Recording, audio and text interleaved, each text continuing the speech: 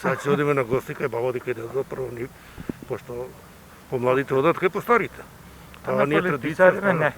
На политичарите нема да се. Не. Зошто? Зашто многу сгрешиле. И не заслужуваат според Не вас. заслужува. Не. Вие што мислите? Јас исто го мислам.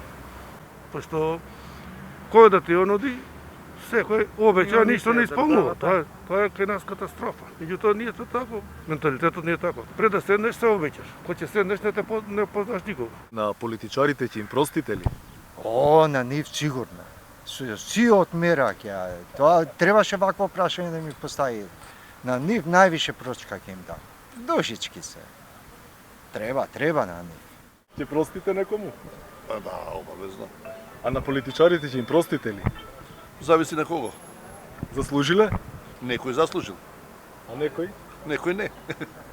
Јас лично одам кај мајка ми на гости, традиционално прави некое благо и така, бараме прочка од возрастните, од родителите и од тие што ни се драги. На политичарите би им простиле ли? Или не Не заслужиле? се мешам во политика, не ми е важно воопшто. Ќе им простите на политичарите? Простено им е. Сите се исти. Заслужиле? Да им простиме? Да. Луѓе се. Простете. На политичарите ќе им простите ли? На политичарите па се христијански е да се прости. Погрешиле? Па доста погрешиле, да, има доста што погрешиле и се огрешиле. Така да христијански е да се простува на овој ден. На политичарите ќе им простите ли? Не, никој пат. Зошто? На заев никој пат. Најголем лопов ја продаде Македонија. Погрешиле нешто?